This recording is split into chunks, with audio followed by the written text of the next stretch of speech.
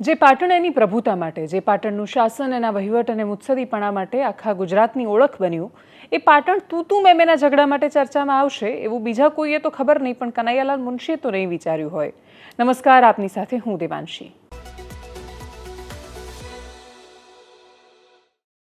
ઇતિહાસકારો બહુ બધું નથી વિચારતા. પૂર્વજો જ્યારે પોતાના ભવિષ્યની કલ્પના કરતા હોય છે અથવા ભવિષ્યના રાજ્યની કે એના વહીવટની કલ્પના કરતા હોય છે, ત્યારે કલ્પનામાં આ પ્રકારના ઝઘડાઓની કલ્પના નથી હોતી, પણ છતાંય એ હકીકત બનીને સામે આવતા હોય છે. સૌથી વધારે આખા દિવસમાં કોઈ મુદ્દો જો ચર્ચામાં રહ્યો હોય ગુજરાતમાં, તો એ પાટણના ધારાસભ્ય કિરીટ પટેલ અને ત્યાંના નગરપાલિકાના ચીફ ઓફિસર હિરલ ઠાકરની વચ્ચે થયેલા ઝઘડાની વાત છે. એ બંને વચ્ચે ગઈકાલે એ પ્રકારનો ઝઘડો થયો, એ સ્તરનો ઝઘડો થયો કે તું તારી પર ઉતરી આવ્યા. નેતાના સમર્થકો પણ બોલ્યા, નેતા પણ બોલ્યા અને મહિલા અધિકારી પણ બોલ્યા.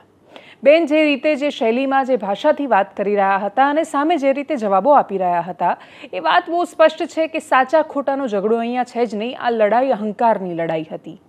એવા અહંકારની લડાઈ જેનું સ્થાન કદાચ એ બે વ્યક્તિઓ વચ્ચે તો ન હોવું જોઈએ. એક વ્યક્તિ કે જે જનતાએ ચૂંટીને મોકલેલી ધારાસભ્ય પદે કાર્યરત એક વ્યક્તિ છે, અને બીજા વ્યક્તિ કે જે પોતે પરીક્ષા પાસ કરીને જે તે નગરપાલિકાનું શાસન સંભાળવા માટે સરકાર તરફથી જેમને નિયુક્ત કર્યા એવા અધિકારી છે. એ બંને વચ્ચે મનમેળ ન હોય તો ચાલે, પણ આ પ્રકારના ગજગ્રહો હોય કેવી રીતે ચાલી જાય?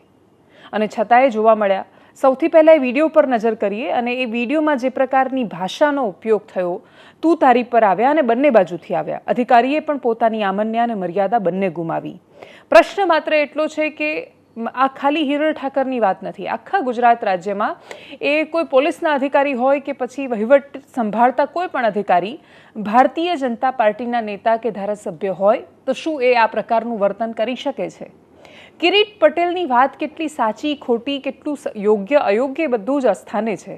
બેનનું જે વર્તન હતું, એ વર્તનમાં કિરીટ પટેલની પાછળ કોંગ્રેસની જગ્યાએ ભારતીય જનતા પાર્ટી લગાડી દો. શું આ વર્તન આટલું જ સામાન્ય રહેવાનું છે? શું એ આ રીતે જ વર્તન કરી શકવાના છે? જવાબો બધાને ખબર છે. બેનને પોતાને ખબર છે કે જવાબ શું છે. વિડીયો પર કરીએ નજર.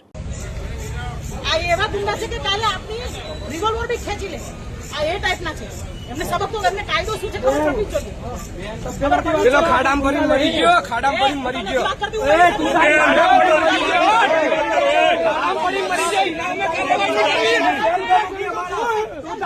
ગુંડા જેવી તો તું છે. ગુંડા કઈ છે? છૂચ તું તારી કેમ કરો? ઓફિસર તરીકે આયા તો ઓફિસરની રીતે રહો. સ્વાભિમાન પર ના જીવો અને સ્વાભિમાન પર ના જીવો.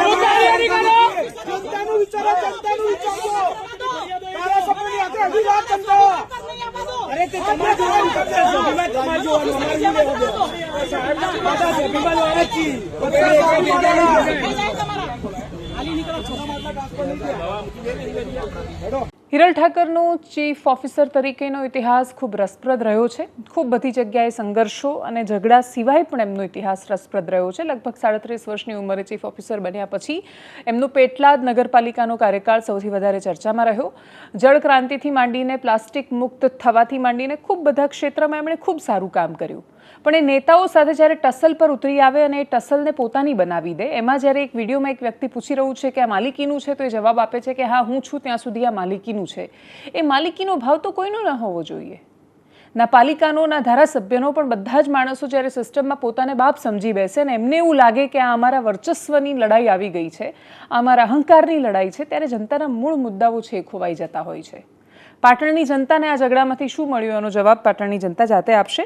આગળ વાત કરીએ એવા હાથોની, જે હાથોમાં કલમ હોવી જોઈએ, એવા હાથો કે જે ખૂબ કોમળ હોવા જોઈએ, એવા વિચાર કે જે ખૂબ શુદ્ધ હોવા જોઈએ, એવી આંખો કે જે લોહીની ધારા ઉડતી જોઈને પણ એનામાં કાં તો કરુણાનો ભાવ અને કાં તો એને ડર લાગવો જોઈએ. આમાંથી કશું જ ન લાગે અને 22 વર્ષના હાથમાં હથિયાર ઉપાડીને પોતાની એક એવી પ્રેમિકા કે જે એની સાથે સંબંધ નથી રાખવા માંગતી, અથવા નારાજ છે, અથવા બ્લોક કરેલા છે, એની સાથેની અસહમતિ અથવા એને પાડવામાં આવતી ના સાથે એ સહમત નથી, એને સ્વીકાર નથી કે કોઈ એને ના કેવી રીતે પાડી શકે, અને એ સીધું જ એનું ગળું રહેસી નાખે છે.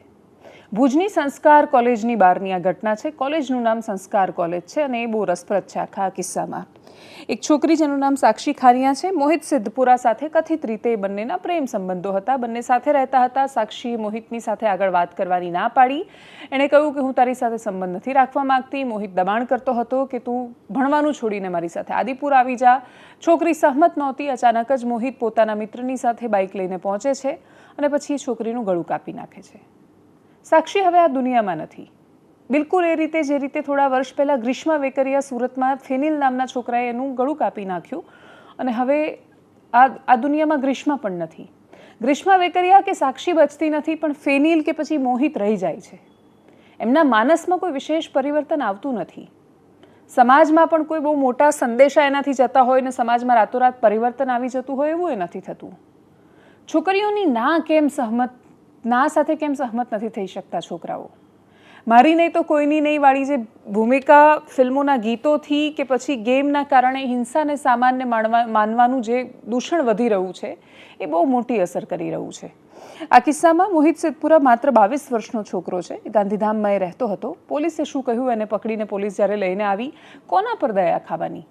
એ સાક્ષી પર કે પછી મોહિતના માનસ પર? કોના માટે કરુણા ઉપજવી જોઈએ? એ 22 વર્ષનો છોકરો કોઈને પણ મારી શકે, આટલી બધી ક્રૂરતા એનામાં ક્યાંથી આવી ગઈ?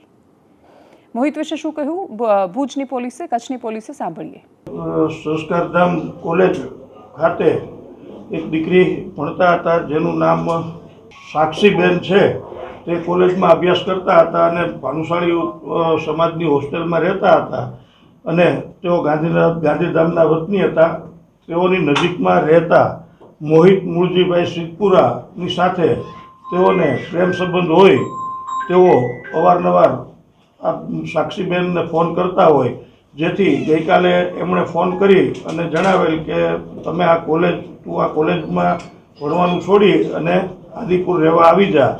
જેથી આ બેન સાક્ષીએ ના પાડેલી અને એના મમ્મીને આ બાબતે વાત કરેલી અને એના મમ્મીએ જણાવેલ કે એમની દીકરીને જણાવેલ કે આ મોબાઈલ તું એમનો બ્લોક કરી નાખ.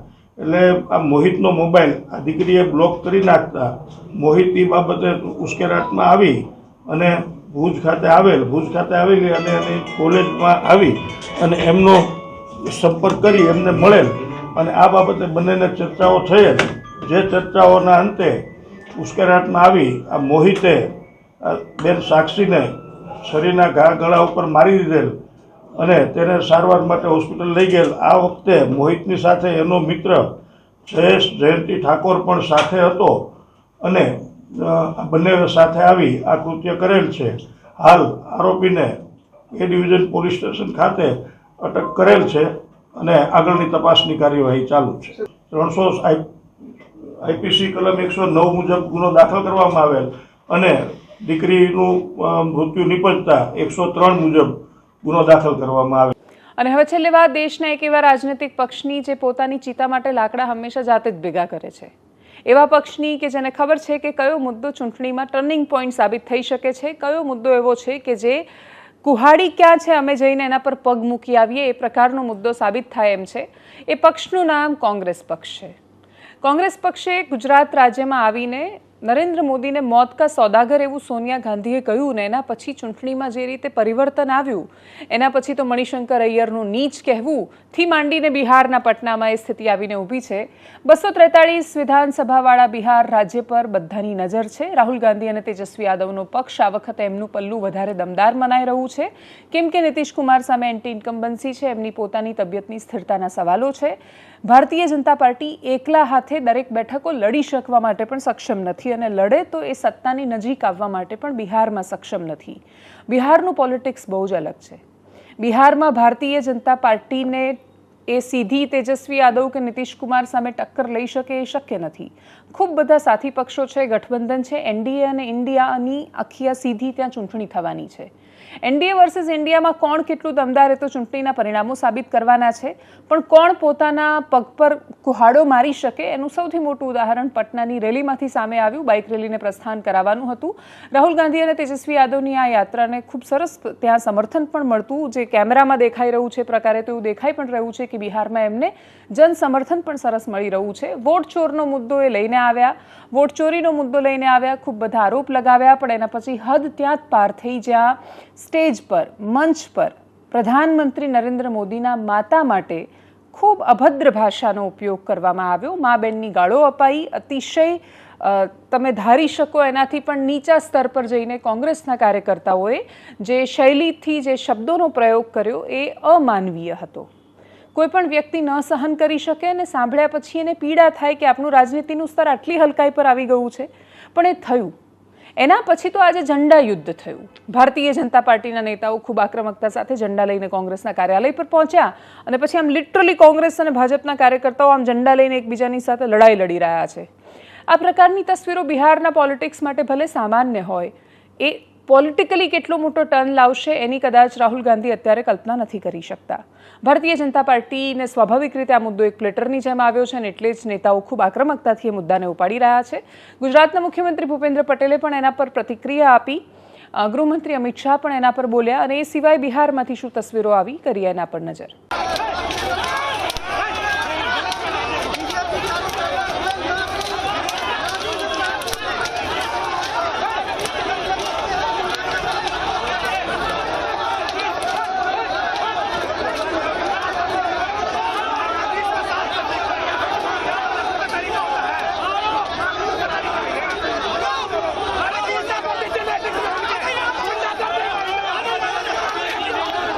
मोदी जी की माता जी का जीवन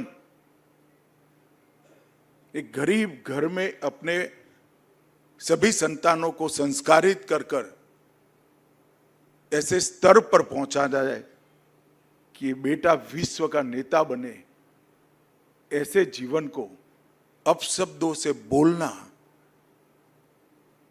ये भारत की जनता कभी सहन नहीं कर सकती और इससे ज्यादा राजनीति में सार्वजनिक जीवन का कोई पतन नहीं हो सकता. मैं फिर से एक बार कांग्रेस के कुत्सित प्रयासों की घोर निंदा करता हूं और मैं आग्रह भी करना चाहूंगा राहुल गांधी जी के कि जरा भी शर्म बची है तो मोदी जी की, उनकी स्वर्गीय माता जी की और देश की जनता की जरूर माफी मांगे आप. खैर, ईश्वर सबको सद्बुद्धि दे. બિહારમાં કોંગ્રેસ અને આરજેડીના મંચ પરથી ઇન્ડી ગઠબંધનના નેતાઓએ આદરણીય વડાપ્રધાન શ્રી નરેન્દ્રભાઈ મોદી અને તેમના માતા માટે કરેલી અભદ્ર ટીકાને હું સખત શબ્દોમાં વખોડું છું. રાહુલ ગાંધીના નેતૃત્વમાં કોંગ્રેસની માનસિકતા કેટલી હદે નીચલા સ્તરે ઉતરી ગઈ છે તે આવા અશોભનીય નિવેદનથી દેશ સમક્ષ છતું થઈ ગયું છે. એક સાધારણ ગરીબ પરિવારની માં એક સંઘર્ષ વેઠીને પણ પોતાના પુત્રનું સંસ્કાર સિંચન કરીને દેશને આદરણીય શ્રી નરેન્દ્રભાઈ જેવું રાષ્ટ્રને સમર્પિત સક્ષમ નેતૃત્વ આપ્યું છે. આવા રાષ્ટ્રભક્તના જન્મદાતા સ્વર્ગસ્થ માતૃશ્રી માટે જે ભાષા પ્રયોગ થયો છે તે 140 કરોડ ભારતવાસીઓની લાગણી અને સંવેદના પર કુઠરાઘાત સમાન છે. ઇન્ડી ગઠબંધનના નેતાઓની આ અભદ્ર ભાષા એ દેશની દરેક માં અને બેટાનું અપમાન છે. તેમના આવા કૃત્ય બદલ તેમને દેશની જનતા માફ નહીં કરે. એનાલિસિસમાં અત્યારે બસ આટલું. જો આપ અમને યુટ્યુબ પર જોઈ રહ્યા છો તો સબસ્ક્રાઇબ કરો, ફેસબુક પર જોઈ રહ્યા છો તો ફોલો કરો, વિડીયોને શેર કરો. નમસ્કાર.